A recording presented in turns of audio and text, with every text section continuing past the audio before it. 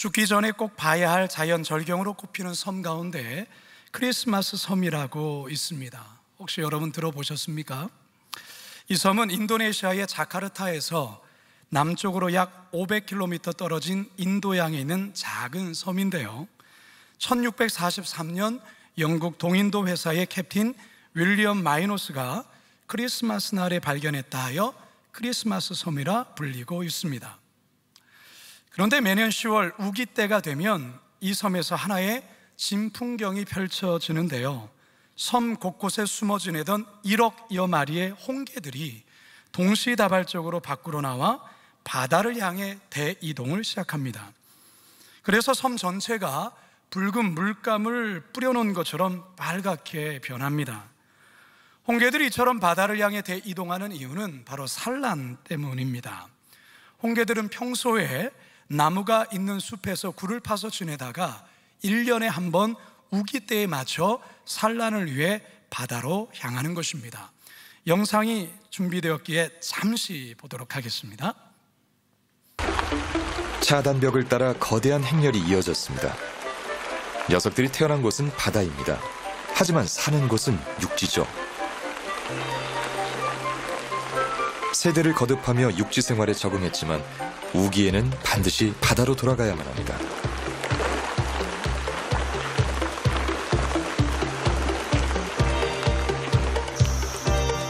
하지만 그 여정은 만만치 않습니다. 때문에 기회가 된다면 무엇이든 먹어야 합니다.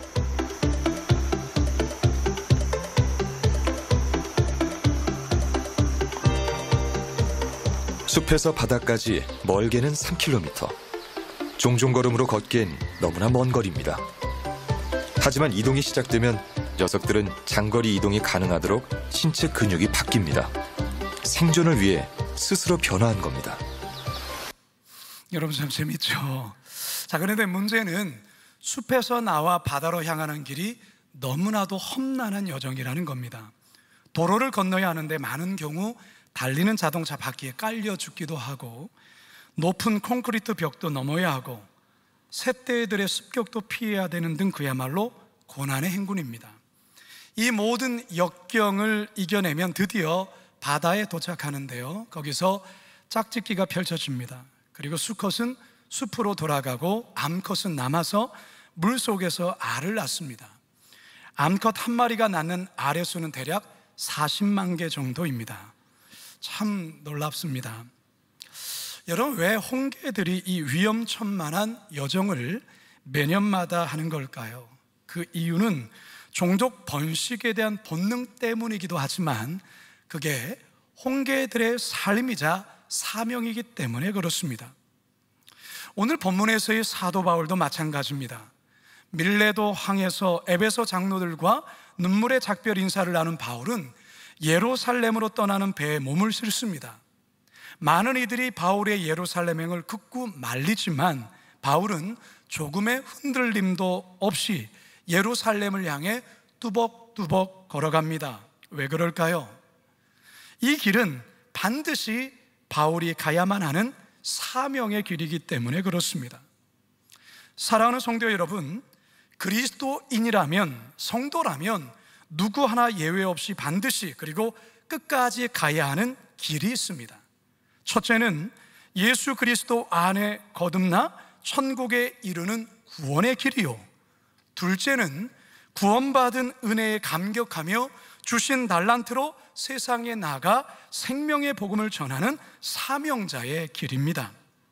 그런데 이 길을 온전히 걷는다는 게 결코 쉽지가 않습니다. 자, 그렇다면 어떻게 해야 이 구원의 길과 사명자의 길을 온전히 걸을 수 있을까요? 다 같이 오늘 본문을 통해 말씀하시는 살아계신 하나님의 음성 듣게 되기를 간절히 소망합니다. 첫 번째, 따라 하시겠습니다. 뒤돌아보지 말고 끝까지 걸어가야 합니다. 이스라엘 성지를 가보면 사해바다 남쪽에 남북으로 길이가 8km, 동서의 길이가 4km, 그리고 땅에서부터 높이가 약 200m가 되는 독특한 산이 있습니다. 일명 소돔산이라 불리는 이곳은 주변 산이나 지형의 모양과는 많이 다르고 흙도 없고 대신에 80%가 소금인 산입니다. 이 소돔산이라는 이름보다 소금산이라고 불리는 게 더 맞습니다. 이 산에는 롯의 아내가 뒤를 돌아보았다가 소금 기둥이 되었다고 전해지는 바위가 하나 있습니다. 바로 이 바위입니다. 창세기 19장에 보면 소돔과 고모라 성의 타락으로 불과 유황으로 심판을 받는 장면이 나오죠. 그런데 심판 중에 하나님은 아브라함의 기도 때문에 롯과 그의 가족만은 살려주십니다. 그런데 조건이 있었습니다. 절대로 뒤돌아보지 말고 앞만 보며 산으로 가야 했습니다. 창세기 19장 17절, 우리 노란 글씨만 함께 읽습니다. 시작. 돌아보거나 들에 머물지 말고 산으로 도망하여 멸망함을 면하라. 자, 그런데 어떤 일이 벌어집니까? 롯의 아내가 이 경고를 무시하고 뒤돌아보았다가 결국 소금 기둥이 되고 맙니다. 26절입니다. 시작. 롯의 아내는 뒤를 돌아보았으므로 소금 기둥이 되었더라.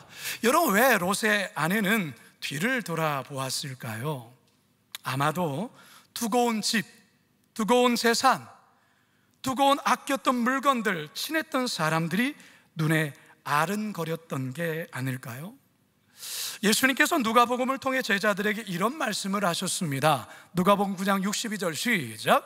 예수께서 이르시되 손에 쟁기를 잡고 뒤를 돌아보는 자는 하나님의 나라에 합당하지 아니하니라 하시니라. 사도 바울도 마찬가지였어요. 그가 에베소에서 3년간 목회하면서 성도들과 너무나도 많은 정이 들었습니다. 그래서 바울은 밀레도 항에 잠시 배가 정박하자 에베소 장로들을 급히 불러 마지막 고별 설교를 전한 것이죠.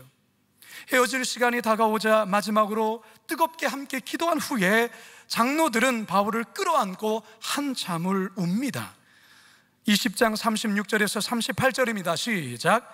이 말을 한 후 무릎을 꿇고 그 모든 사람들과 함께 기도하니 다 크게 울며 바울의 목을 안고 입을 맞추고 다시 그 얼굴을 보지 못하리라 한 말로 말미암아 더욱 근심하고 배까지 그를 전송하니라. 이 구절을 갖고 그린 그림이 이 그림인데요.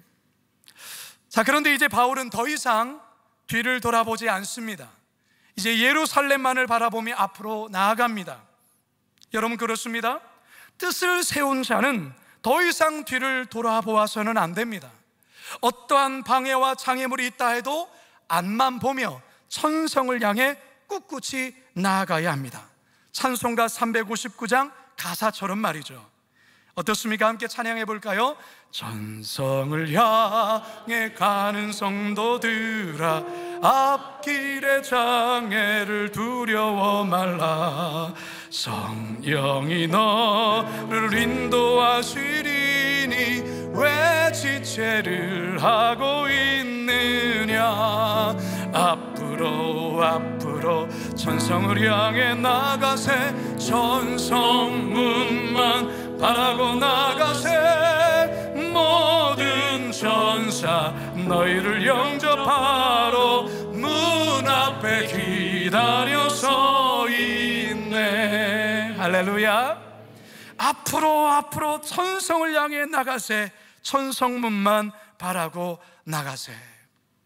여러분, 물론 우리가 앞을 향해 나아가려고 할 때 자꾸 뒤를 돌아보게 하는 것들이 있습니다. 그게 세 가지라 생각합니다. 첫째는 미래에 대한 염려와 걱정 때문에 자꾸 뒤를 돌아보게 되는 것이죠.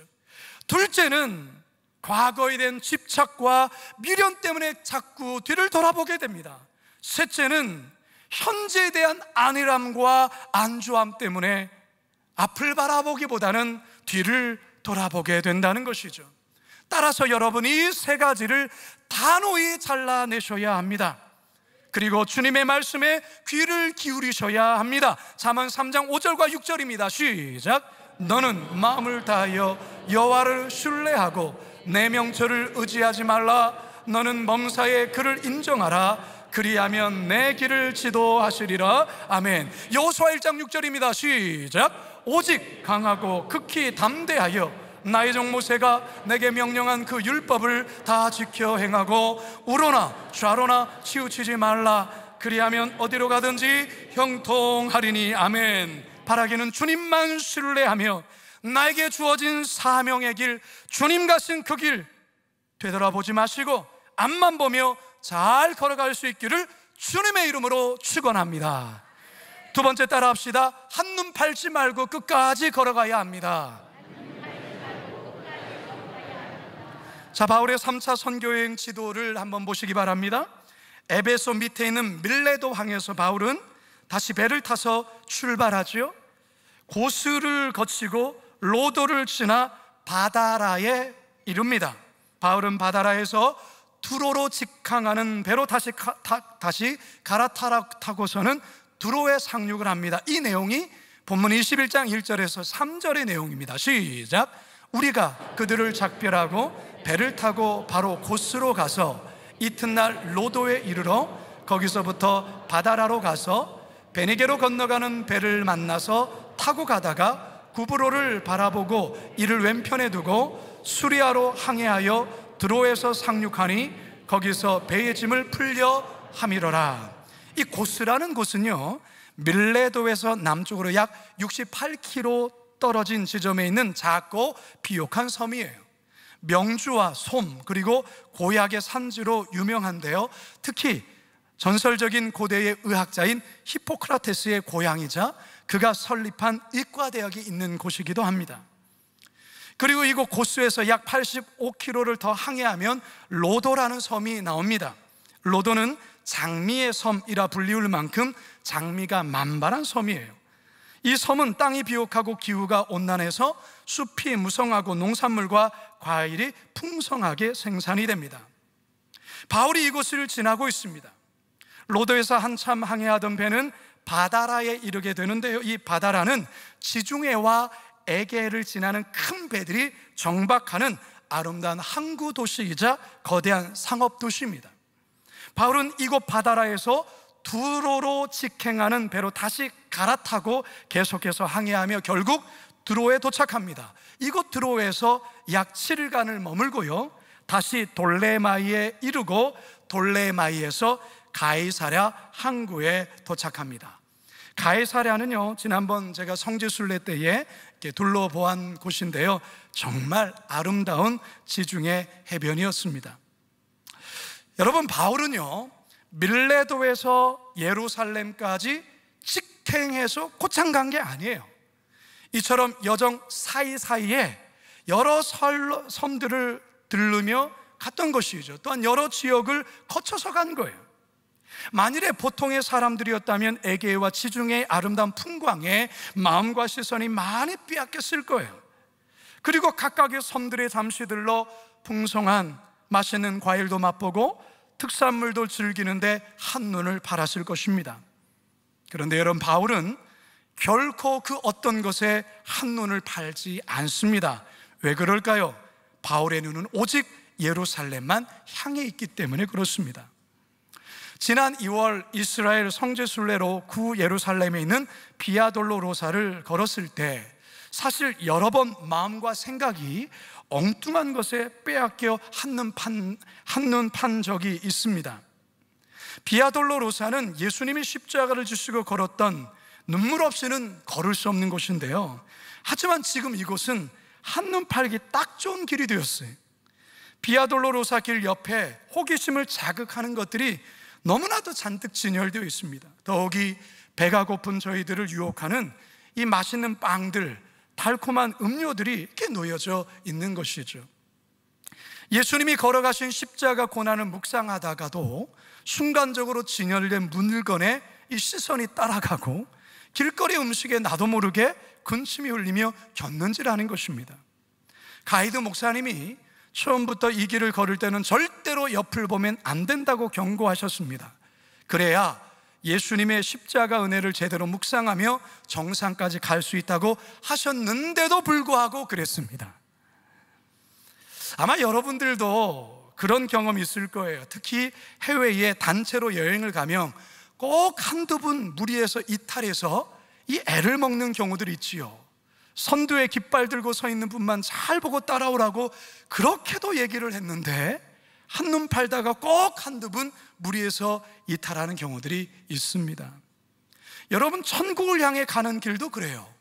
사명을 받고 사명자의 길을 걸을 때도 그렇습니다. 자꾸만 한눈 팔게 하는 것들이 우리의 인생의 여정 가운데 너무나도 많아요. 나도 모르게 세상 화려한 것에 자꾸 시선이 빼앗깁니다. 세상 즐거움과 흥미를 주는 것에 자꾸만 한눈을 팔게 합니다. 따라서 여러분, 눈을 지키셔야 합니다. 눈을, 여러분의 시선을 늘 하나님께만 고정시키셔야 합니다.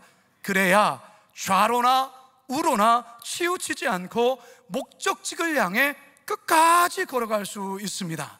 잠언 4장 25절에서 27절 시작. 내 눈은 바로 보며 내 눈꺼풀은 내 앞을 곧게 살펴 내 발이 행할 길을 평탄하게 하며 내 모든 길을 든든히 하라. 좌로나 우로나 치우치지 말고 내 발을 악에서 떠나게 하라. 여러분, 눈을 지킨다는 것은 곧 마음을 지킨다는 것입니다. 마음을 지킨다는 것은 곧 생명을 지킨다는 거예요. 잠언 4장 23절입니다. 시작. 모든 지킬 만한 것 중에 더욱 내 마음을 지키라. 생명의 근원이 이에서 남이니라. 아멘. 바라기는 한눈 팔게 하는 모든 것들로부터 우리의 시선과 마음을 잘 지키심으로 천성을 향해 끝까지 온전히 걸어갈 수 있기를 주님의 이름으로 축원합니다. 마지막 세 번째 따라 합시다. 흔들리지 말고 끝까지 걸어가야 합니다. 이번 바울의 예루살렘행은 누가 봐도 바울에게는 대단히 위험한 여정이에요. 바울이 예루살렘에 당도하기만 하면 그를 결박해 죽이겠다는 무리들이 대기하고 있었습니다. 그런데 바울은 이 같은 사실을 알고도 예루살렘을 향해 묵묵히 나아가고 있어요. 두로왕에서 짐을 풀고 정박한 일주일 동안 바울은 두로에 있는 제자들을 만나 믿음의 교제를 나눕니다. 그런데 두로의 제자 중에 한 제자가 성령의 감동을 받아 바울의 이번 예루살렘 행을 굳고 만류해요. 4절 읽습니다. 시작. 제자들을 찾아가서 거기서 이래를 머물더니 그 제자들이 성령의 감동으로 바울더러 예루살렘에 들어가지 말라 하더라. 그러나 바울은 이 말이 흔들리지 않습니다. 바울은 두로에서 다시 배를 타고 돌레마에 이르렀다가 다음 날에 가이사랴에 도착하죠. 가이사랴에는 초대교회 7집사 중 하나인 빌립 집사가 있는데요, 바울은 그의 집에서 여러 날을 머뭅니다. 그런데 빌립의 딸들이 예언을 하는 자들이었어요. 이번 예루살렘의 행에 대한 우려를 또 한 번 바울에게 전하죠. 그리고 다음 날 아가보라는 선지자가 유대에서 왔는데 바울이 메고 있는 띠를 가져다가 자기 손과 발을 잡아 매며 이 띠 임자는 예루살렘에서 이같이 결박을 당할 것이다 라고 말을 해요. 이 이야기를 들은 여러 사람들이 바울을 심히 걱정하면서 예루살렘으로 가지 말라고 강하게 요구합니다. 12절입니다. 시작. 우리가 그 말을 듣고 그곳 사람들과 더불어 바울에게 예루살렘으로 올라가지 말라 권하니. 여러분, 이 정도면 굳게 결심했던 바울도 그 마음이 흔들릴 법하지 않겠습니까? 더욱이 아가보라는 선지자가 퍼포먼스까지 펼치면서 결박된다고 한다면 누가 겁나지 않겠어요? 어쩌면 바울이 예루살렘 행 최대 위기라 할 수 있는데요, 그런데 놀랍게도 바울은 조금도 흔들리지 않습니다. 13절에서 14절입니다. 시작.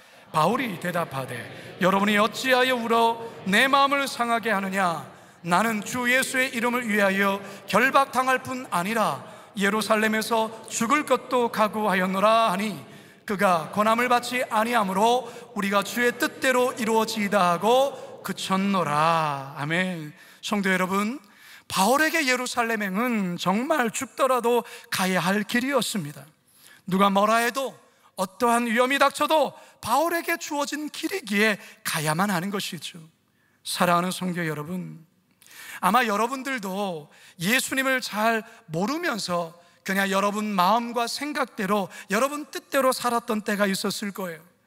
그러나 이제는 주님을 알게 되었기에 이전의 삶으로 결코 돌아갈 수는 없는 겁니다. 이전의 삶의 방식으로 돌아갈 수 없어요. 왜 그렇습니까? 이 길만이 생명의 길이요, 이 길만이 천국으로 가는 길이기 때문에 그렇습니다. 그 누가 뭐라 해도 이 길을 절대 포기할 수 없는 것이지요. 다시 돌아갈 수 없습니다. 사명의 길도 마찬가지예요. 예수님의 무조건적인 은혜로 구원받은 우리이기에 이제는 나 자신만을 위해 살 수가 없습니다. 하나님의 기쁨을 위해 살아가야 하는 것이죠. 세상 사람들이 때론 뭐라 할지라도 우리는 주를 위해 살아가는 거예요. 따라서 우리가 살아가는 모든 것이 이제는 사명과 연결될 수밖에 없어요. 무슨 말입니까? 돈을 버는 이유도 우리의 사명과 연결이 되어 있어요. 건강을 유지하려는 이유도, 성공하려는 이유도, 회사를 잘 일구려는 이유도 이 사명 때문이라는 것입니다. 그 사명이 무엇이죠? 나의 은사와 달란트를 통해 예수 그리스도의 복음을 전하는 삶이 아니겠습니까? 우리는 이 길을 흔들리지 말고 끝까지 걸어가야 합니다. 히브리서 3장 14절입니다. 시작. 우리가 시작할 때에 확신한 것을 끝까지 견고히 잡고 있으면 그리스도와 함께 참여한 자가 되리라. 설교를 준비하다가 정말 오래전 복음성가가 생각이 났어요. 길을 잃어가는 찬양인데요, 잘 모르실 거예요. 여러분 한번 들어보시기 바랍니다. 오늘도 하루 길 나그네 길을 나 혼자 가야 해. 멀고도 험한 길 나그네 길을 나 혼자 가야 해. 나 혼자 가야 해.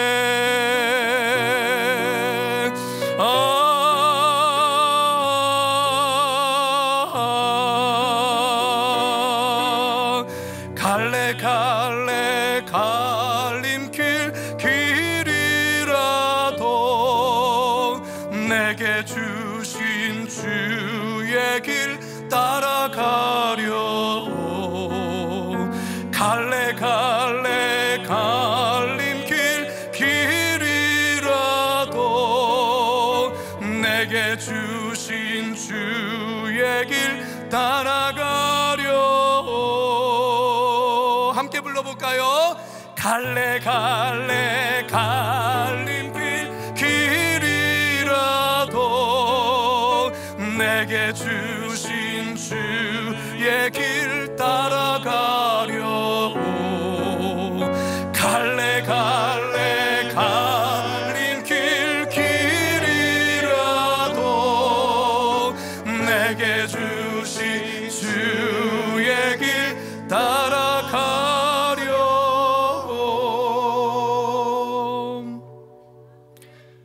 서두에 말씀드린 크리스마스 섬의 홍게들은 우기에 맞춰 숲에서 바다까지 종족 번식에 된 본능에 의해 고난의 여정을 떠납니다. 천신만고 끝에 바다에 도착한 홍게들 중에 다수가 다리가 잘려서 절뚝거리거나 몸이 찌그러진 개들이 참으로 많다고 합니다. 바다까지 오는 여정이 그만큼 힘들었다라는 것이죠. 하지만 다리가 잘려서 없고 몸은 비록 찌그러졌어도 이들은 다시금 바다에서 새 생명을 잉태함으로 자신과 똑같은 무수한 홍게들을 번식해 합니다. 이게 바로 크리스마스 섬의 홍게들의 신비입니다. 우리 그리스도인들에게도 신비가 있습니다. 거듭난 그리스도인들, 우리 그리스도인들이 가는 이 길 끝에는 천국에서의 부활의 신비가 기다리고 있습니다. 사명자들이 가는 그 길 끝에는 또 다른 수많은 사명자들, 수많은 다음 세대의 사명자들을 낳게 되는 신비가 있습니다. 따라서 내게 주신 그 길, 십자가의 그 길을 온전히 끝까지 걸어가야 합니다. 세 가지 말씀드렸습니다. 뒤돌아보지 마시고 끝까지 걸어가십시오. 한눈 팔지 말고 끝까지 걸어가십시오. 어떠한 흔들림 없이 끝까지 걸어가십시오. 우리 주님 저와 여러분과 함께 하십니다. 이 시간 함께 말씀을 기억하면서 주님 다시 오실 때까지 이 길을 가리라 함께 찬양하며 나갑시다. 주님 다시 오실 때까지 나는 이 길을 가리라. 좁은 문, 좁은 길, 나의 십자가 지고 나의 가는 이 길 끝에서 나의 가는 이 길 끝에서 나는 주님을 보리라. 그분이 누구십니까? 영광을 내 주님 나를 맞아주시리. 아멘 아멘. 주님 다시 오실 때까지 나는 일어나 달려가리라. 주의 영광 온 땅 덮을 때 나는 일어나 노래할 것입니다. 나는 일어나 노래하리.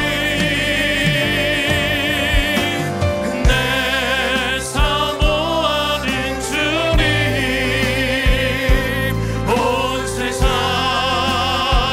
구주시라. 내 사모하는 주님 영광의 왕이. 우리 자리에서 다 일어나셔서 주님 다시 오실 때까지 우리는 어떻게 해야 될까요? 우리는 일어나 달려가야 합니다. 나는 일어나 달려가리라. 주의 영광 온 땅 덮을 때 나는 일어나 노래하리. 내 사모하는 주님 온 세상 구주시라. 내 사모하는 주님 영광의 왕이시라. 이 시간 기도합니다. 우리 이 시간 기도합시다. 여러분, 우리가 예수를 믿는 이상 우리는 옛날의 육신의 삶으로 돌아갈 수 없습니다. 우리는 우리들이 가야 할 길이 있어요. 우리 그리스도인들이 가야 될 그 길이 있다고요. 우리는 천성을 향해 가야 합니다. 그 길이 결코 쉬운 길만은 아닙니다. 온갖 유혹들도 있고요. 우리로 하여금 한눈 팔게 할 것들이 많아요. 여러분, 우리 각자에겐 또한 사명이 주어진 자들이에요. 사명이라는 것이 단지 목사 되고 선교사 되는 그것만을 말하는 게 아닙니다. 우리 각자의 삶의 자리에서 하나님께서 우리에게 맡기신 그 사명, 여러분이 사명을 깨닫고 그 사명의 길을 가야 합니다. 뒤돌아보면 안 되고요, 한눈 팔면 안 되고요, 흔들려서는 안 돼요. 우리 짧게 주여 한번 부르짖고 함께 결단의 기도 드립니다. 주여, 주님 그렇습니다. 우리에게 주어진 믿음의 길과 구원의 길과 사명의 길을 하나님 풀어가게 하여 주시고, 뒤돌아보지 않게 하여 주시고, 한눈 팔지 않게 하여 주시고, 흔들리지 아니하고 끝까지 저 천상을 향하여 아버지 하나님 내 앞을 향하여 나아가는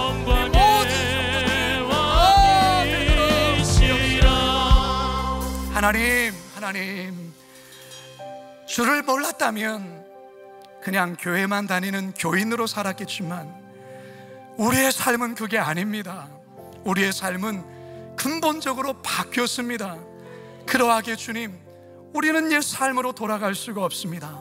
따라서 뒤돌아보지 않게 하여 주시고, 주변의 것에 우리의 눈이 현혹되어서 하나님 곁눈질하며 한눈 팔지 않게 하여 주시고, 우리에게 주어진 각자의 그 사명의 길 흔들리지 말고 견고하게 끝까지 걸어갈 수 있는 모든 성도들 다 되게 하여 주옵소서. 감사하며 예수님의 이름으로 기도드리옵나이다.